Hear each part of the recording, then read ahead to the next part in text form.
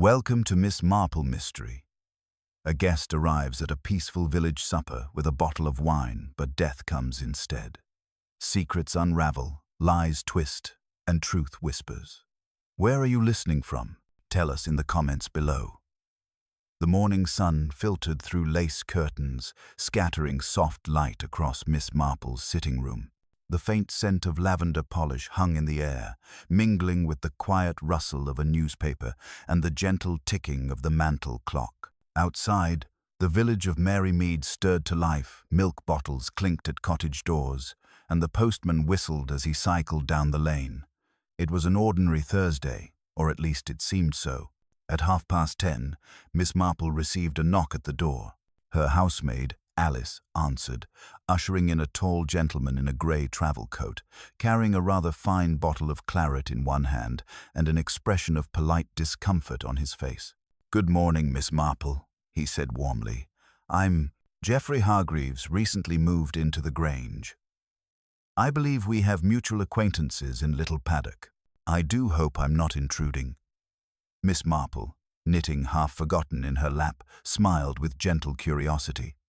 "Not at all, Mr. Hargreaves. We in Marymead rather pride ourselves on hospitality. Won't you sit down?" He hesitated before placing the bottle on the table. "I was meant to bring this along to Mrs. Bantry's supper this evening, a small contribution, you see. But I thought I'd first pay my respects to the village's most respected resident." She chuckled softly. "Respected, my dear sir, usually means old, but I accept your kindness nonetheless." Their conversation was light about the village, the weather, the roses in bloom, but Miss Marple's sharp eyes missed nothing. She noticed the faint tremor in his hand as he adjusted his cufflink, the way his gaze flickered briefly toward the mantelpiece photograph of Colonel Bantry, and the slight pause when she mentioned the vicar's name. To most, he seemed merely nervous. To Miss Marple, he seemed haunted. After he left, she sat for a while, thoughtful. A stranger arriving in a quiet village was not unusual, but one bearing wine and sorrow seldom brought only good company. By the evening, the village gathered at Gossington Hall for Mrs. Bantry's much-anticipated supper. The garden was strung with fairy lights, tables laid with delicate china and gleaming cutlery. The claret Mr. Hargreaves had donated sat proudly at the center of the table, a fine vintage, admired by all. Miss Marple, in soft blue silk and pearls, took her place beside Mrs. Price Ridley, who wasted no time in whispering local gossip. Such a peculiar man, that new fellow. "Did you hear he lived abroad? Something to do with mining or smuggling, if you ask Mr. Bartlett." Miss Marple's eyes twinkled. "Smuggling, dear? That seems a touch dramatic, even for Marymead." The evening unfolded in laughter and idle chatter. Yet beneath the cheer, Miss Marple noticed undercurrents: the vicar's wife, avoiding the eye of Dr. Haydock, the young maid slipping too often into the garden, and Miss Hargreaves himself, who drank little of his own gift. Just as the clock struck 9, a scream pierced the summer air. Guests rushed from the dining room into the library, where Mrs. Bantry's butler stood pale and trembling. Upon the carpet, in the dim glow of the lamp, lay Geoffrey Hargreaves motionless, his hand still clutching an empty wine glass. The once gleaming claret bottle stood beside him, half drained. "Good heavens," murmured Mrs. Bantry. "He's dead." The room erupted into confusion, guests murmuring, servants crying, and someone running to fetch the doctor. But amid the noise and panic, Miss Marple simply looked at the glass, at the bottle, at the small smear of red near the rim, and sighed. It had begun. She turned to Mrs. Bantry with quiet calm. "My dear Dolly," she said softly, "I'm afraid your supper party will be remembered for quite the wrong reasons." The first sensible act in a room full of excited people was accomplished, as usual, by Miss Marple. She drew the curtains wider to admit garden light and asked, very gently, that no one touch the glass or the bottle. Mrs. Bantry, flustered but game, began shepherding guests away. "Doctor, Haydock arrived within minutes, summoned by a footman whose face had gone the color of skimmed milk. He knelt, made the necessary examinations, and rose with a grim set to his mouth. "The man is dead," he said quietly. It was quick. "We must have the police." Conversation burst forth whispers and proclamations. Mr. Bartlett blamed foreign wine. Mrs. Price Ridley muttered about modern strains. The vicar began a scripture and lost his place. Only Miss Marple's eyes moved, travelling between glass, bottle, and faces. "Extraordinary," Mrs. Bantry murmured, pressing a handkerchief at her pearls. "The man drank hardly a thimbleful. Dolly chooses the soundest vintages." "You can attest to that, Haydock." "I can attest to very little until the police arrive," the doctor returned. "Slack will want the room undisturbed." He eyed the rim of the glass and the claret's neck. "Best no one eat or drink until we have leave." The library became a stage that had unexpectedly acquired a corpse. The maid, Evelyn, stood by the French doors, twisting her apron. The butler, Jennings, kept repeating he had decanted nothing, touched nothing, only carried the bottle from the sideboard when asked. "Who asked?" Miss Marple's voice was courteous, almost apologetic. Jennings hesitated briefly. "Mr. Hargreaves himself, madam. He said he wished to do the honours." "Very proper," murmured Miss Marple. "And was the cork already drawn?" "It was, madam. The bottle came with a driven cork, and Mr. Hargreaves carried a little corkscrew, but he smiled and said someone had anticipated him." Inspector Slack arrived with 2 constables, his expression hard, softening a fraction at sight of Miss Marple. He respected her. "Evening, all.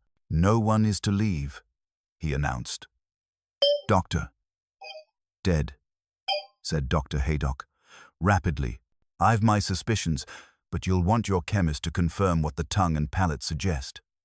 Slack circled the table without touching the bottle. "Who poured the glass?"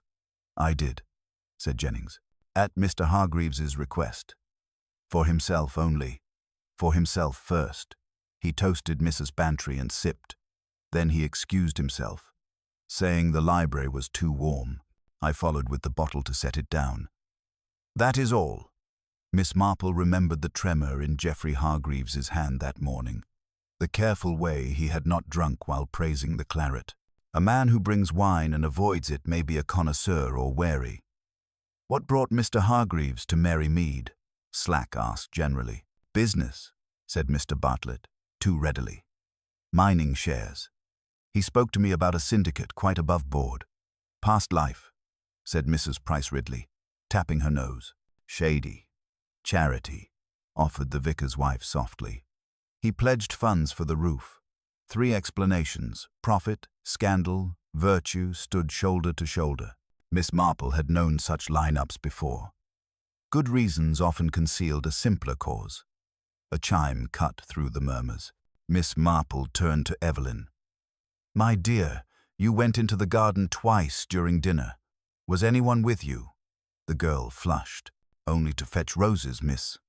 I saw Mr. Hargreaves near the yew arch with a lady. I didn't hear what they said." "A lady?"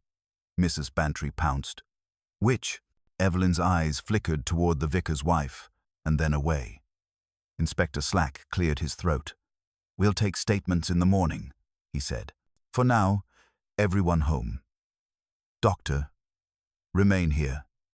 Miss Marple. "Yes, Inspector?" she asked mildly. "You've noticed something already. Don't deny it. What is it?"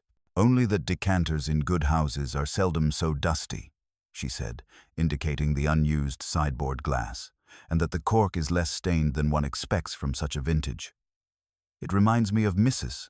Finch's gooseberry jam, which looked proper and tasted of nothing." Slack stared. Meaning, perhaps, that appearances have been adjusted to expectation, and that someone in this room knows exactly how. Outside, the fairy lights trembled, and the roses kept their perfumed counsel that night.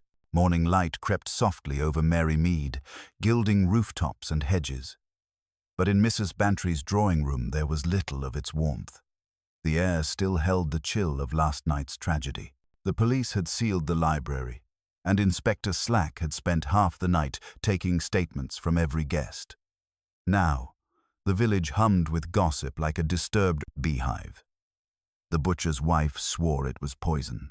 The grocer claimed the wine was tampered with abroad, and Mrs. Price Ridley confidently announced that these foreign sorts always had enemies. Miss Marple, however, sat quietly by her window, knitting and thinking. She had seen many forms of death, some tragic, some deserved, all illuminating. And Mr. Hargreaves's manner, the anxious glances, the trembling hands, yes. There was more to that man than a dinner guest with a fine bottle of wine. By mid-morning, Inspector Slack appeared at her gate, hat in hand and face grim.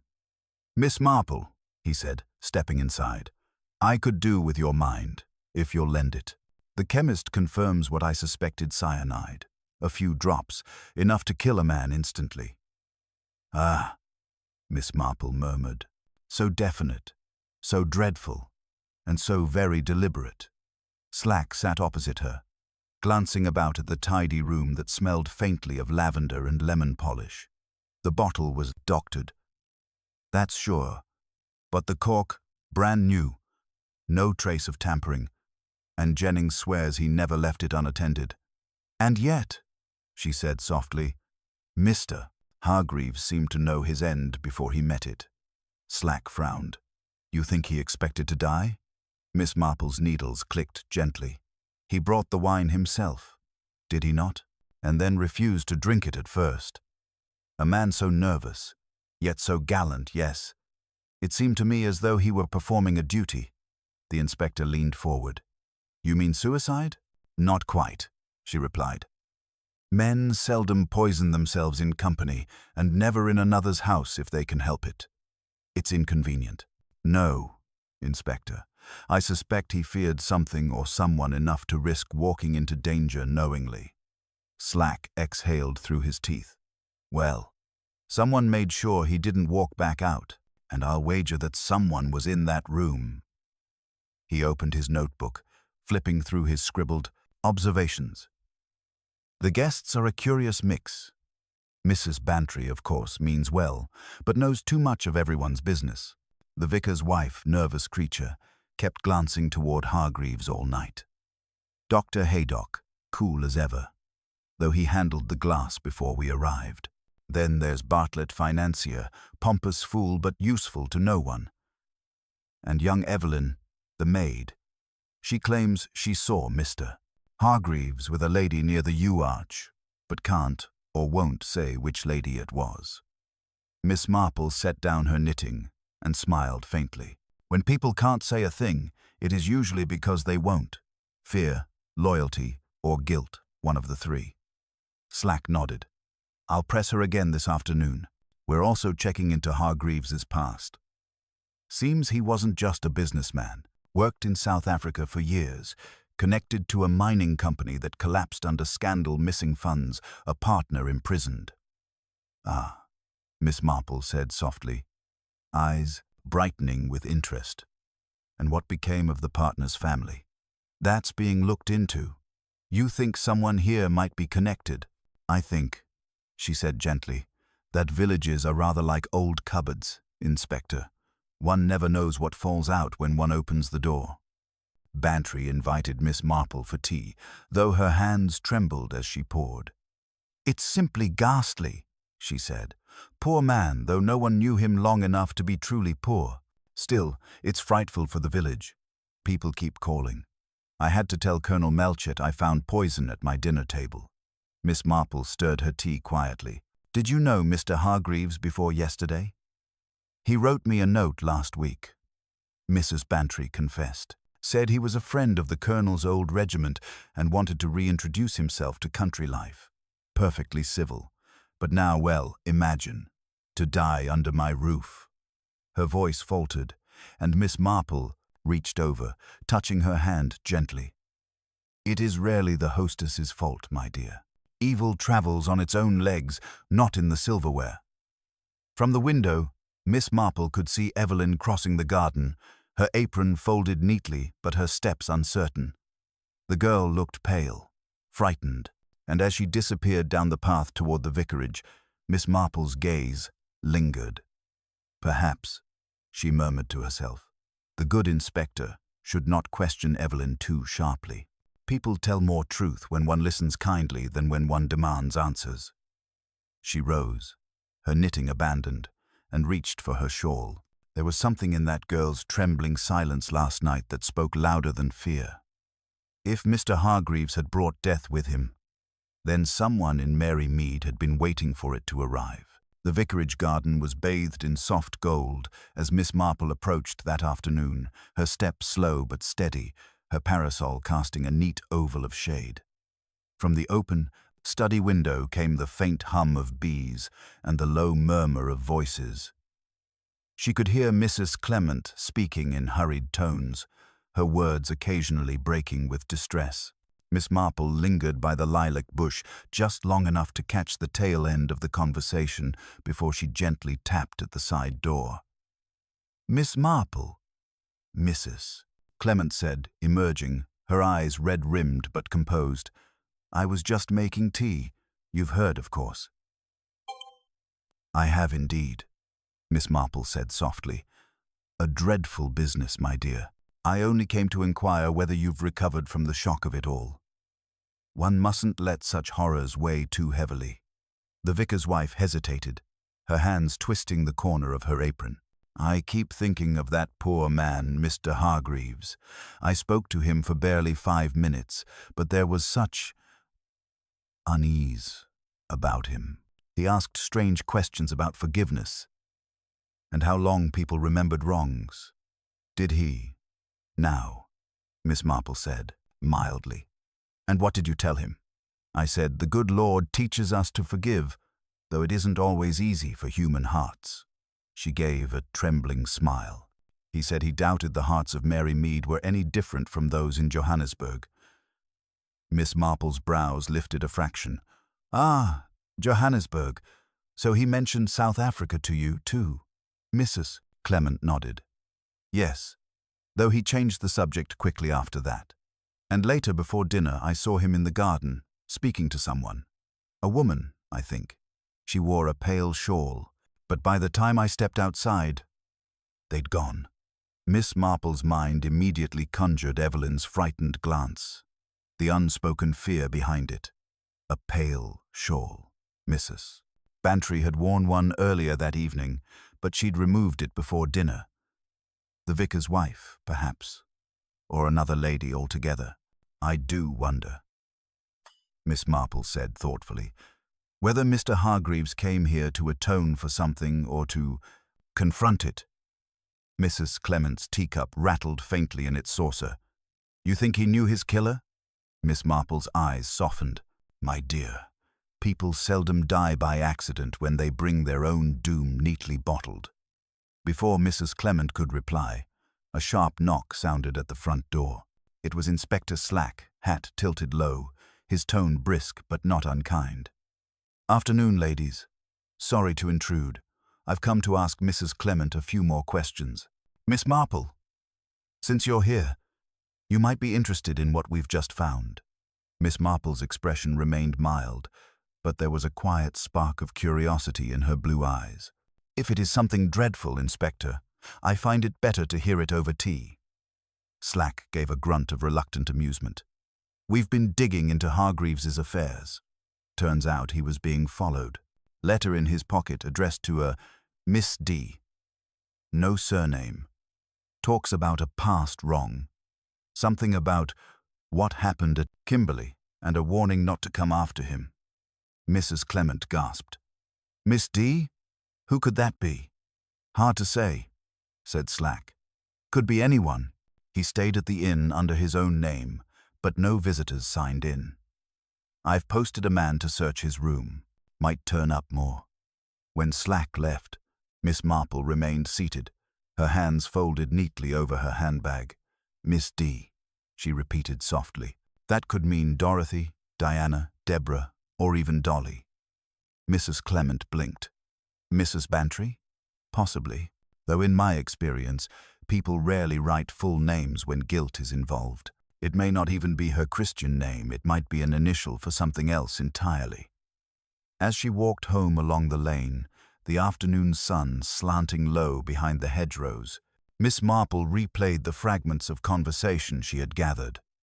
The foreign scandal, the lady in the shawl, the letter to Miss D, and the poisoned claret that had come not from a careless hand, but a calculated one.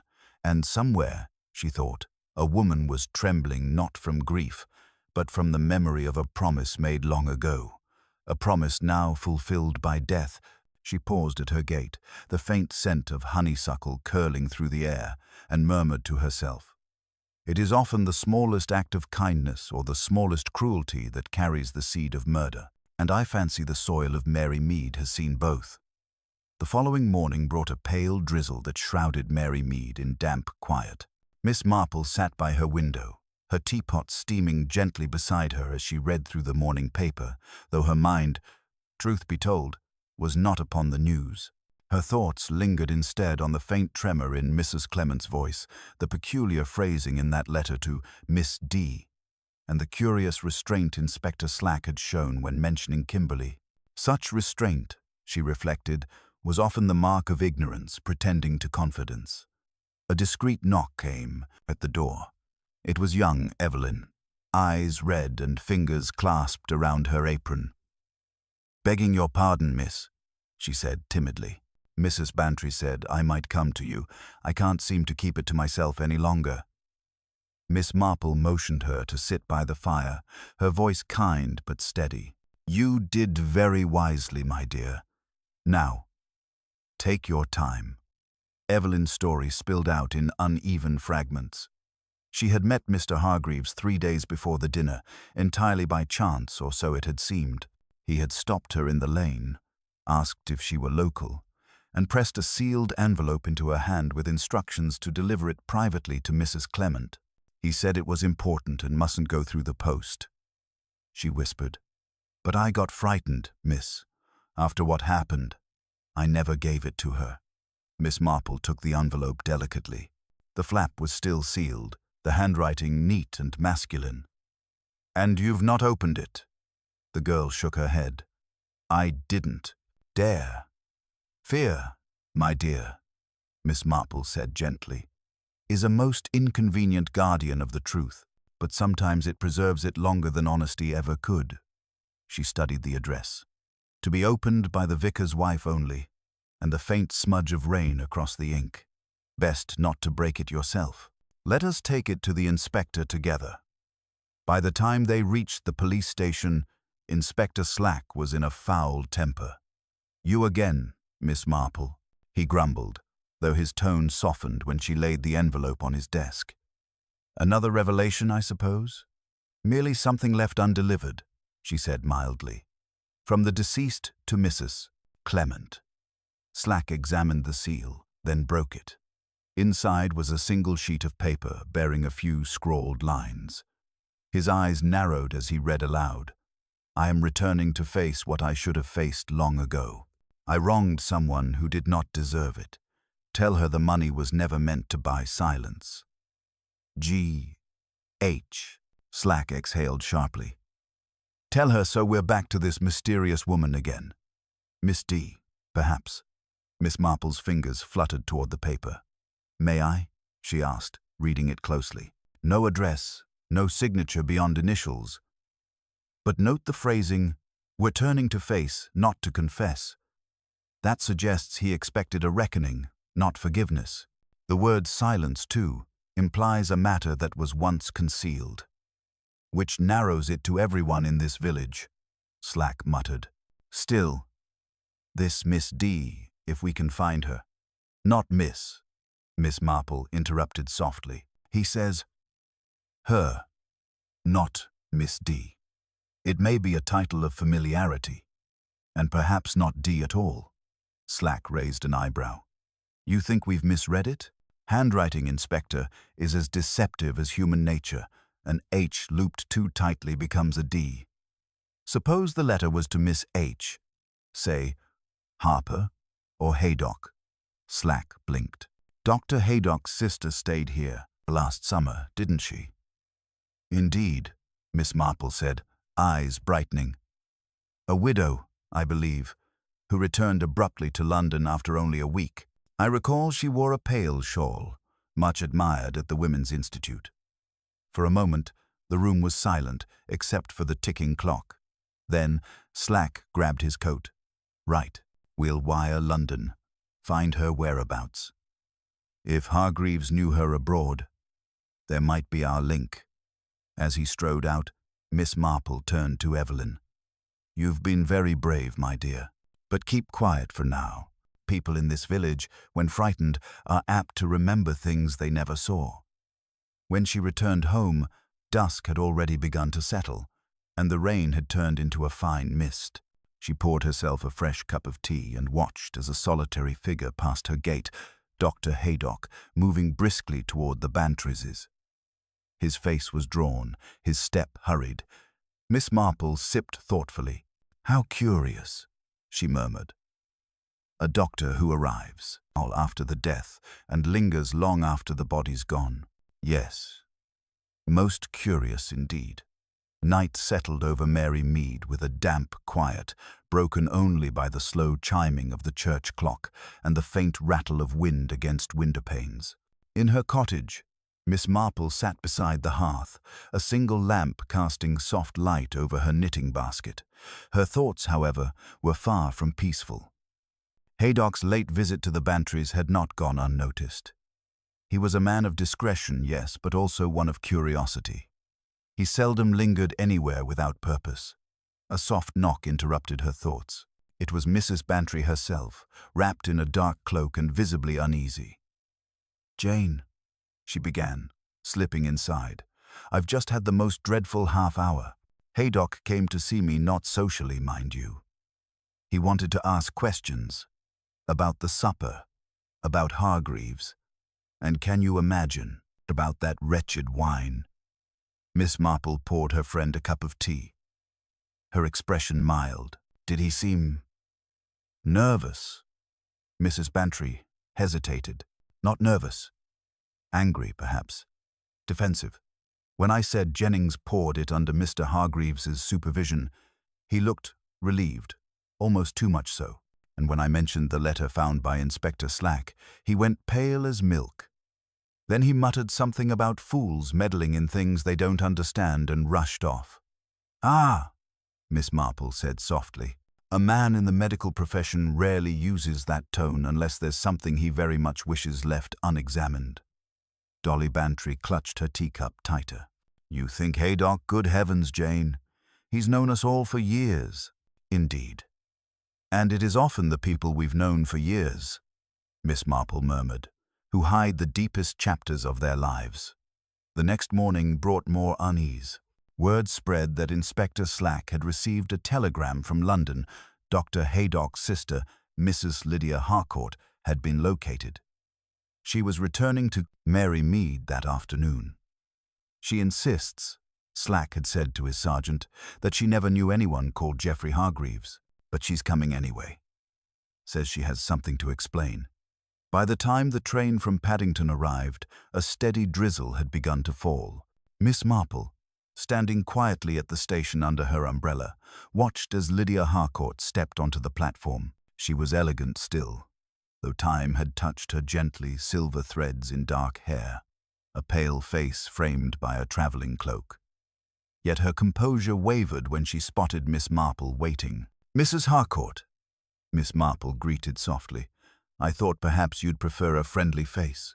"How very kind," Lydia said, voice low, "though I dare say kindness will be in short supply once the inspector hears what I have to say." As they walked toward the village, she began to speak, her words spilling faster than she seemed to intend. "I did know Geoffrey Hargreaves. Years ago in Kimberley, when my husband was alive. Geoffrey was in business with him. They quarreled over money, yes, but also over a letter. My husband accused Geoffrey of taking something that wasn't his shares, perhaps, or documents. It ruined us both. My husband took the blame and died in prison. I left South Africa soon after." Miss Marple listened, the rain whispering around them. "And you never saw him again?" Never. Until 2 weeks ago, when I received a note. It was unsigned, but I knew the handwriting. He asked to meet, said he wished to make amends, to return what he'd stolen. But I was afraid. I sent word that I would not see him. And yet, Miss Marple murmured, he came here to your brother's village. Lydia's voice trembled. Yes, I believe he meant to find me through Edward, but he must have misjudged how welcome he would be. When they reached the village, Inspector Slack was waiting outside the station master's office. His face was stormy, but his tone respectful. Mrs. Harcourt, you'd best come with me. We've more questions than I can count. As she followed him, Miss Marple lingered by the gate, her eyes narrowing slightly. Lydia's confession fit many pieces, but not all. There was still the poisoned wine, the missing decanter, and Dr. Haydock's strange agitation. She returned home slowly, the drizzle deepening into rain. On her doorstep lay an envelope, sealed in wax, addressed in a neat, unfamiliar hand. For Miss Jane Marple, private and urgent. She turned it over, studying the wax. Pale crimson, faintly smudged, the impression of a serpent coiled around a cross. Her heart gave a quiet thud of recognition. Now, she whispered, that is not a village hand at all. Miss Marple carried the envelope to her writing desk and sat down, her fingers light upon the unfamiliar seal. For a long moment she merely studied it, tracing the serpent emblem with one gloved finger, her mind already weaving connections. Such a design was not English. It spoke of something foreign, something imported, much like Mr. Hargreaves himself. At last she broke the seal with the small silver letter opener she kept for precisely such occasions. Inside lay a single sheet of cream paper, folded neatly and scented faintly with some expensive cologne. The handwriting was elegant but forceful, the strokes precise. Miss Marple, you are a woman who observes. Therefore you will understand the danger of silence. I write to warn you that those who pry into Geoffrey Hargreaves's death will find more than they wish to see. Leave it to the police. There are things in this village better left buried. A friend. Miss Marple read it twice, then once more aloud, softly, her lips barely moving. Better left buried, she murmured. How terribly familiar that phrase is. People say it most often when they themselves have been doing the burying. She folded the letter carefully and slipped it into her reticule, her mind already at work. Whoever had sent it had taken pains to disguise their origin.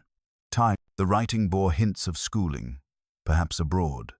The phrasing, though polite, carried a thread of menace. Yet what intrigued her most was the scent, subtle, masculine, but with a floral trace she recognized from the Bantry's supper. The faint, elusive fragrance that had clung to the decanter Jennings had carried. Later that morning, she called upon Inspector Slack at the police station. He was bent over a file, frowning when she entered. You again, Miss Marple? I've just come from questioning Mrs. Harcourt. She swears she had nothing to do with Hargreaves's death. Says she wanted peace, not revenge. Yet she admits her brother knew all about that scandal in Kimberley. Haydock may have had his reasons for wanting Hargreaves quiet. Indeed, Miss Marple said mildly, taking a seat. Though murder is a most inefficient form of silence, it rarely lasts. Slack grunted. You have something for me, don't you? She handed him the letter. He read it, his eyes narrowing. Anonymous, no postmark. Delivered by hand, left at my door early this morning. Miss Marple said. The seal is foreign South African, I believe. The serpent motif was common on the old Kimberley Mining Syndicate stationery. I once knew a lady whose husband collected such things. Slack's expression sharpened. Then our killer could be someone tied directly to that business. Hargreaves might have been blackmailed, and when he refused to pay, or perhaps he paid too much, Miss Marple interrupted gently. Blackmailers rarely stop once they have their prey's fear. But I think, Inspector, this letter was meant less as a warning to me and more as reassurance to someone else, someone who fears I might speak too soon. He regarded her closely. And who would that be? She smiled faintly. The person who knows I have begun to notice. The wrong sort of details, the dustless decanter, the misplaced cork, and now the faint scent that ties the whole thing together. The scent, he repeated. Yes, gardenia. Faint, but unmistakable. It lingered on the bottle that killed Mr. Hargreaves, and now upon this letter. Slack stared, frowning. Gardenia? That's not something a man wears. Precisely, Miss Marple said. Which makes it all the more curious that I smelled it last night when Dr. Haydock passed my gate. His sister wore it when she stayed here before, and so, if memory serves, did Mrs. Clement at last year's fete. It is, you see, a difficult scent to forget. Slack rose, pacing. You're suggesting one of the women handled the bottle? I suggest, Miss Marple said softly, that someone who loved a man enough to protect his secret and feared another enough to silence him handled it very carefully indeed. Before he could reply, a constable entered, pale and breathless. Inspector, they've just found something at the Grange Hargreaves' rented house. A suitcase under the floorboards. It's full of papers, sir. Letters, bank drafts, one of them signed by Dr. Edward Haydock. Miss Marple's knitting needles, tucked in her bag, gave a soft clink as she rose. Ah, she said, with the faintest sigh. The truth, I think, is beginning to unpack itself. And as with all truths, Inspector, it will insist on being heard, no matter who tries to keep it buried. The news of the hidden suitcase spread through Mary Mead like fire through dry straw. By afternoon, the postmistress knew, the grocer knew, and Mrs. Price Ridley had already decided it proved that foreigners never come to any good end. But Miss Marple, sitting quietly in her parlour with her knitting untouched, was far less certain of any such conclusion. She had seen many scandals rise and fall in her long years, and the first discovery was rarely the true one. Inspector Slack arrived at 3:30, damp from the drizzle and visibly charged with excitement. You'll want to hear this, Miss Marple, he began, pulling out a small brown envelope from his pocket. We've catalogued everything from Hargreaves's hidey hole. Letters, drafts, bank receipts, all from the Kimberley Mining Syndicate. The top sheet's a promissory note for £10,000, signed by Dr. Edward Haydock, dated 6 years ago. That's before Hargreaves even returned to England. Miss Marple looked up mildly. And what, pray, would a country doctor have to do with mining ventures abroad? Exactly what I asked, Slack said. He claims he was cheated in an investment scheme, but one of the letters here mentions the Harcourt affair. That's Mrs. Haydock's maiden name, before she married and went abroad. It ties the doctor's sister straight into it. A right family mess, if you ask me. Family messes, Miss Marple said softly, have an extraordinary tendency to leave corpses behind. The domestic kind of murder is the most efficient. It knows exactly where to hurt. Slack gave a grim nod. I've wired London for the rest of the syndicate records. If Haydock's name turns up again, he'll hang for it. And I'll see that woman his sister kept in the village till we know more. When he left, Miss Marple remained sitting very still. She had seen the doctor that morning, walking swiftly along the lane with his medical bag and that impatient stride of his. He had always been kind to her, curt in manner but good-hearted beneath. Yet last night's unease, the letter scented with gardenia, the hurried questions about the wine, it all formed a pattern she could no longer ignore. That evening, she set out for the Grange, the house where Geoffrey Hargreaves had stayed. It was now dark, the clouds low, and the roads glistening.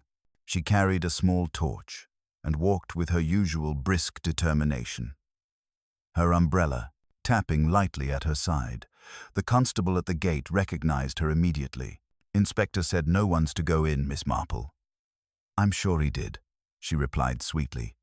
But he also knows I can see what men sometimes overlook, and if I can save him the trouble of a wasted night, I dare say he'll forgive me. The young man hesitated, then stepped aside. Inside, the house was cold and faintly musty. The study where the suitcase had been found was still in disarray, papers strewn, drawers open, the faint smell of damp wood mingling with something sharper. The ghost of that same perfume. Miss Marple moved slowly, eyes taking in every detail, the scuff marks on the floor, the displaced chair, the ashtray still half filled. Her gaze settled on a small framed photograph on the mantelpiece. It showed a younger Geoffrey Hargreaves standing beside another man, dark-haired, smiling, with unmistakable eyes. She leaned closer, her breath catching just slightly.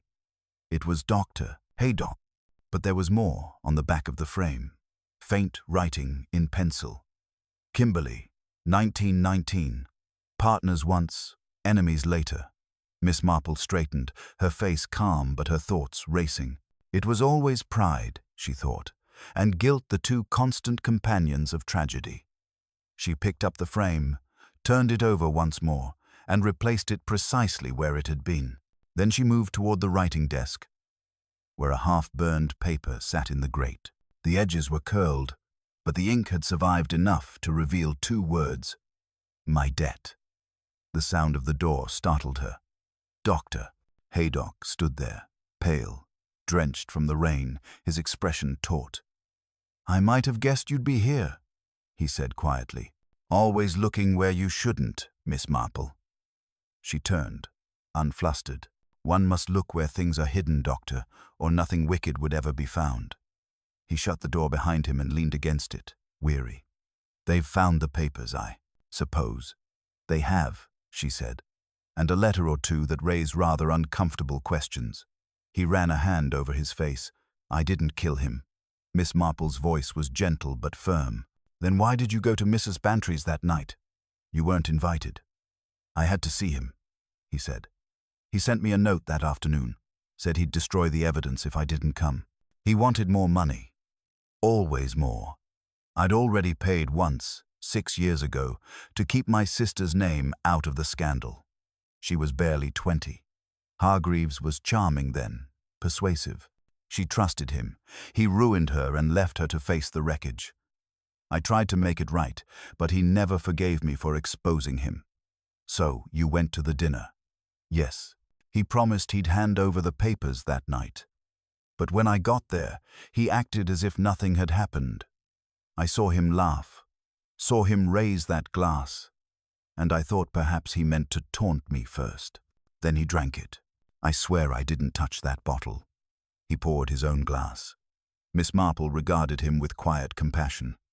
And yet, someone touched it. Someone who knew how to make it look like his own doing. Someone with access to your things, perhaps even that cyanide you keep for your medical samples. His face darkened. "You think?" "My sister." "I think," Miss Marple said softly, "that love and guilt often walk hand in hand. Your sister's gardenia perfume was on that bottle. It was on the letter left for me too. She's protecting you, Doctor. She believes you killed him and is willing to ensure you never hang for it." He stared at her, stricken. Good God! At that moment, footsteps sounded in the hall, Inspector Slack and his men arriving in haste. Haydock turned toward the noise, resignation clouding his face. Miss Marple placed a gentle hand on his sleeve. "Go to her, Doctor. She will tell the truth, if you ask it kindly. She has borne her guilt too long. It will break her otherwise." Slack entered, taking in the scene with a suspicious glare. "So this is where you've both been hiding." Miss Marple smiled faintly. "Not hiding, Inspector, only finding what was already lost. And, if you wish to solve your case before supper, I should fetch Mrs. Harcourt. I believe she has one last letter to return." Outside, the rain fell harder, drumming against the windows like soft, persistent fingers. Inside, Miss Marple stood quietly, watching the slow gears of justice begin to turn. She did not smile, but her eyes were thoughtful, almost sad. Murder, she reflected, was never the beginning of evil, only its final confession. The storm had not yet passed when Mrs. Lydia Harcourt was brought to the police station. Her cloak clung damply to her shoulders, and her gloves, once immaculate, bore the faint scent of gardenia. She did not struggle or protest. She merely looked tired. Her eyes shadowed with something far deeper than fear. Miss Marple, seated quietly in the corner, watched her with that expression of patient gentleness that had unnerved far stronger souls. Inspector Slack stood by the hearth, his voice brisk. "Mrs. Harcourt, we've reason to believe you were in possession of poison identical to that used on Geoffrey Hargreaves. We also have a witness who saw you leaving the Grange the evening before the dinner party." Lydia's composure cracked, but only slightly. "A witness?" she asked softly. "The maid at the post office," Slack replied. "Said she saw you with a small bottle wrapped in linen, boarding a cab for the Bantry's direction." There was a silence. Then Lydia drew off her gloves and laid them on the table, palms trembling. "I won't deny it," she said at last. "But you must understand it wasn't meant for him. Not truly." Dr. Haydock, who had insisted on being present, rose sharply. "Lydia, don't say another word." She looked at him with a faint, weary smile. "I've been silent too long, Edward. I thought silence would save you. I see now, it only damned us both." Miss Marple's eyes never left her face. "My dear, sometimes the truth comes out not to punish, but to heal. Let it speak, if it will." Lydia folded her hands, the fine bones trembling against each other. "He wrote to me. You see, Geoffrey. Said he meant to confess everything, that he'd wronged my husband, that he was ready to tell the truth. I thought he wanted forgiveness. But when I met him in the garden that night, he laughed. He said confession was only useful if it destroyed someone else first. He meant Edward. He still held those papers proof enough to ruin my brother's name. He said he'd release them unless I gave him more money." Slack's voice was low. "And you decided to stop him?" She shook her head quickly. "No. I only wanted to frighten him. I brought the poison because I thought, foolishly, that if he saw what I could do, he'd back down. I poured a few drops into a decanter I found on the sideboard at the Grange. I thought he'd notice the scent, realize the risk, and destroy the letters. I never dreamed he'd take that same bottle to Mrs. Bantry's supper. I never knew he'd bring death to the very table." Dr. Haydock stepped forward, anguish plain on his face. "You should have come to me, Lydia. You shouldn't have—" "Would you have stopped me?" she interrupted quietly. "You, who already paid him once to bury the truth." "No, Edward. We both tried to buy silence, and silence, it seems, always collects its debt." Inspector Slack rubbed a hand over his jaw. "You understand, Mrs. Harcourt. This is confession enough to hang you." Lydia's lips curved in something that wasn't quite a smile. "No, Inspector. It's confession enough to set him free." Miss Marple rose then, her frail hands clasped before her. "Before you rush to judgment, Inspector, might I offer a small observation?" Slack, knowing her tone, sighed. "Go on, Miss Marple." "You see," she began softly, "there's one thing that doesn't fit, and I believe Mrs. Harcourt knows it too. The poison used on Mr. Hargreaves was not the sort kept by doctors or mixed by amateurs. It was a refined compound, the kind stored only in laboratory stock like the samples Dr. Haydock keeps locked in his surgery. A small quantity has been missing since Tuesday. That is in your own report, Inspector." Slack turned sharply to his sergeant, who nodded grimly. Miss Marple continued, her voice calm but piercing. "So, you see, Mrs. Harcourt could not have prepared that poison, but she did something else, something perhaps worse in intention, if not in result. She made the decanter ready to frighten him. Yes, but she used nothing more dangerous than bitter almond essence. A theatrical gesture, not a murderous one. What she could not have known was that her brother, fearing Hargreaves's threats, came to the house later that night to remove the same bottle. When he found it half full and unguarded, he replaced it with one from his bag, his own claret, laced with cyanide. He meant, I think, to keep it from ever being drunk, to destroy it, quietly. But fate, as ever, is untidy. Dr. Haydock's face went white. God, help me, I didn't mean to. You never do, Miss Marple said softly. You acted from fear, not hatred. You thought to end the scandal, to keep your sister's name safe. But you failed to destroy the bottle, and when Hargreaves brought it to dinner, your silence became fatal. The room was utterly still. Lydia looked at her brother, a single tear tracing down her cheek. "Edward," she whispered, "why didn't you tell me?" He could not meet her eyes. "Because I thought you'd already done it. Because I wanted to believe the guilt was mine alone." Inspector Slack cleared his throat roughly. "Well," he said, his voice oddly gentle, "that'll be for the magistrate to decide. But I'll say this much. You've both saved us months of chasing shadows." Miss Marple moved toward the window, her eyes on the rain-slick street outside. "The shadows, Inspector, will always be here. They cling to fear, to guilt, to love misplaced. But now the truth may rest, at least." Outside, the clouds began to break. Through the narrow pane, a thin shaft of light spilled across the worn wooden floor, glinting off the serpent-sealed letter that still lay on the desk. Miss Marple glanced at it once more, her expression unreadable. "The serpent," she murmured, "was never the murderer, you know, only the tempter. The hand that reaches for the apple is always human." When she turned back, the inspector was escorting the doctor and his sister away. The door closed behind them with a soft click, and Miss Marple was left alone in the quiet room, the rain easing to a whisper. She picked up her umbrella, straightened her hat, and stepped out into the fading light. Another crime laid bare, another wound in the fabric of human folly revealed, and as she walked slowly toward her cottage, the scent of gardenia lingered faintly on the breeze, sweet, sorrowful, and gone almost before one could name it. The next morning dawned clear, washed clean by the night's storm.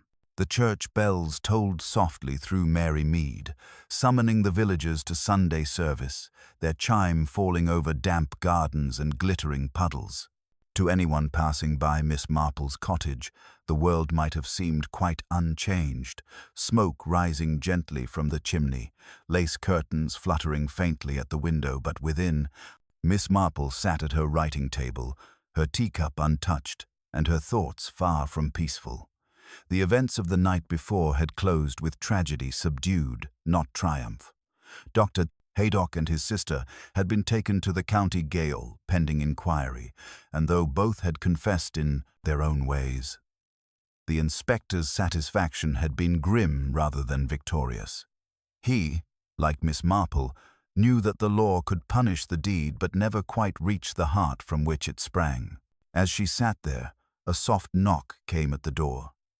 It was Mrs. Clement, her face pale, her manner uncharacteristically subdued. "I hope I'm not disturbing you, Miss Marple," she said, stepping inside with her usual nervous gentility. "It's all anyone talks of. Of course, the doctor and his sister, but there's something I thought you ought to see." She drew from her bag a small folded paper, yellowed and creased. "I found this in one of the hymn books at the church this morning. It's addressed to you." Miss Marple took it, her eyes narrowing slightly as she unfolded the page. The writing was delicate but uncertain, as though penned in haste. "I could not tell them the whole truth, Miss Marple. Not because I wished to deceive, but because even confession must leave something unsaid. My brother was not the only one who feared Geoffrey Hargreaves. There was another, a woman whose name need not be spoken, who begged me to keep silent about her part. She brought him here. She told him where to find us. She meant no harm, but her words set death in motion. I ask only that you protect her name.